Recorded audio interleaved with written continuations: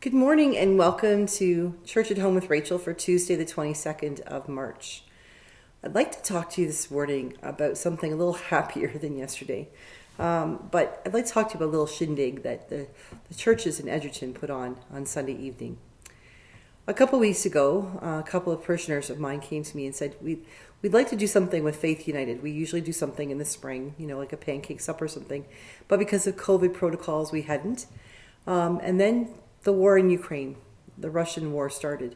And they came to me and said, we'd like to do a Ukrainian dinner at the agricultural hall. And that sounded like a great idea.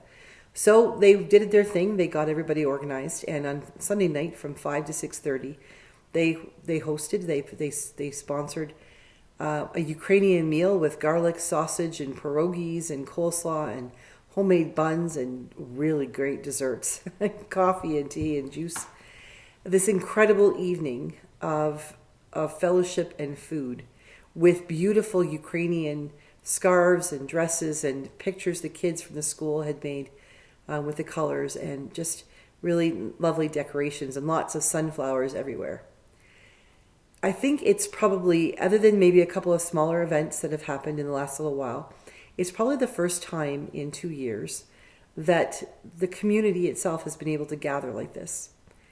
And they stepped up. They really did. The conservative estimate of how many people that were fed was about 260. I would argue it was probably closer to 300. Somebody guessed it was more like 400, but I think probably 260 to 300 is probably appropriate. And they still had some food left over. Somebody mentioned the feeding of the 5,000. It certainly was. They certainly did a good job in preparing the food. They took an open offering. They did something that a lot of churches they don't like to do. Churches really like to have a set fundraiser where they determine how much they're going to charge for something, $15, $20 a ticket, whatever it might be. But they decided that they were going to keep it simple and just ask that people would donate what they could. And I don't know, we didn't really talk about it, but we knew that after the bills were paid, all of the proceeds would go to Ukrainian Aid. And I think they were hoping, for a couple, maybe $2,000 would probably be wonderful. Well, before I was recording this, I found out that from our treasurer, that once all the checks are deposited, we would be sitting at $9,118. And there's at least one more donation that I know of coming in. $9,118. Sorry, I'm a little bit verklempt there. From people coming in and putting bills on the plate. Some people that I know struggle to put anything on the plate were very, very generous. There were people there that I've never seen before, and people that I was surprised to see came all the way from Chauvin and Wainwright. It was an absolutely incredible sense of community, as our community came together to support communities just like ours in the Ukraine. When we think about what's happening over there, it seems so overwhelming that what can we do? How do we even relate? But the fact is that there are millions of people who have fled Ukraine. There are many, many more millions who are stayed in small towns and rural communities, who are scared. People who are struggling to find food to eat. People who have been displaced from their homes and yet are still there because they can't get out, because they're choosing to stay and fight for whatever reasons. But they have so much in common with us. Before February, when they started being bombed and this ridiculous invasion by Russia started, they did all the same things we did. They went to church on their day. They're Orthodox, so I'm not sure that Sunday is the day they would go to church, but they went to church. They'd show up at the grocery store to buy groceries. They put their kids into school. They took the trains to go to work. They did art classes. I'm sure somebody had yoga studios, all those normal things that we have. And they went about doing their work, just being themselves. And now their world has been turned upside down. On top of COVID, on top of all the things that they've been dealing with, just like we have. And yet they fight, they stand up, and they come together as a community to be the people God created them to be. That's my sense of the communities like this, like Edgerton and Wainwright and Stratford and Mitchell and Alliston and Killaloe and Barry's Bay and Cobden and Petawawa and all of these little places all around our country. Places where no matter how bad things get, you know that the community is going to come together. They're going to join together. How many times have we heard about, a house burning to the ground and the community comes together to make sure that the people who have lost their home have a place to stay, food to eat, clothes on their back?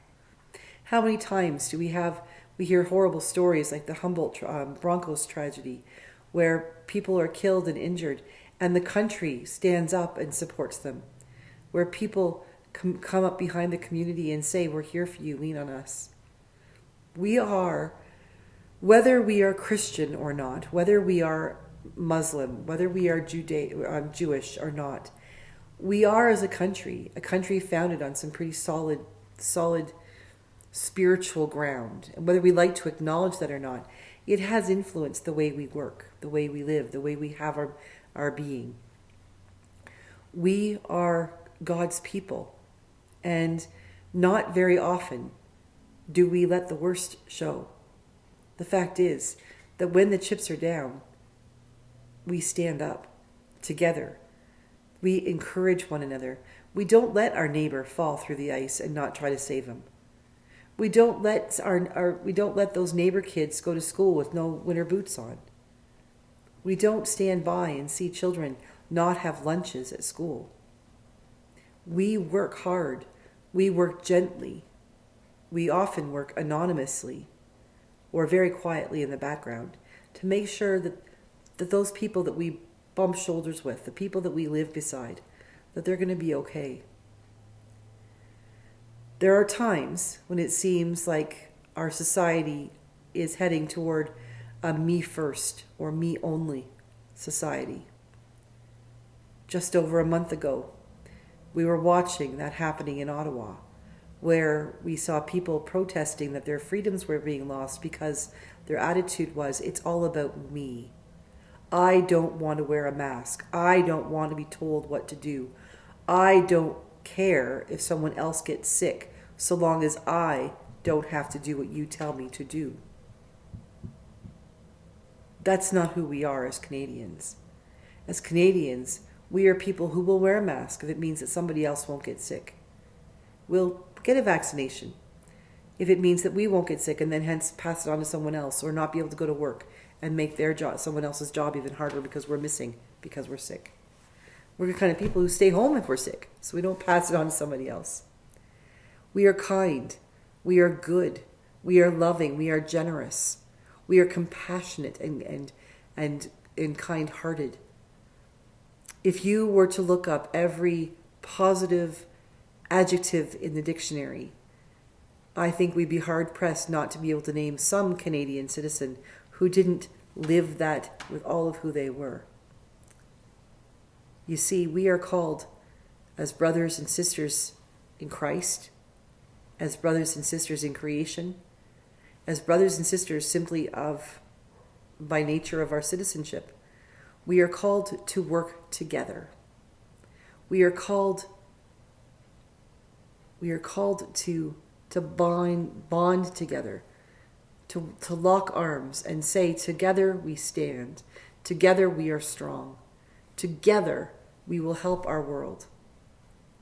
And when it seems overwhelmingly difficult to find any images of that, when it feels like the whole world is against us and that everything's going to hell in a handbasket, I encourage you to look around at the small places.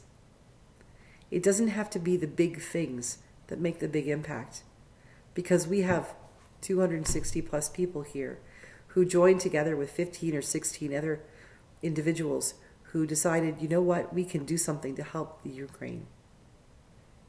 And we made darn near $10,000 just because a few people said, let's try something. At least whatever we can give will be worth giving. And that whatever we can give ballooned into something incredible. So many people will be helped because a few people said, what can we do? And a few hundred people said, how can we help? That's what it is to be a Canadian. That's what it is to be a child of God. And that's what it is to be a citizen in this country. Thank you so much for the ways that you contribute to your own communities. Even if it's just a little small way that you feel is insignificant, I guarantee you that for someone else, it is the most significant thing in their lives. Don't ever underestimate your ability to change the world. Have a great day, and God bless.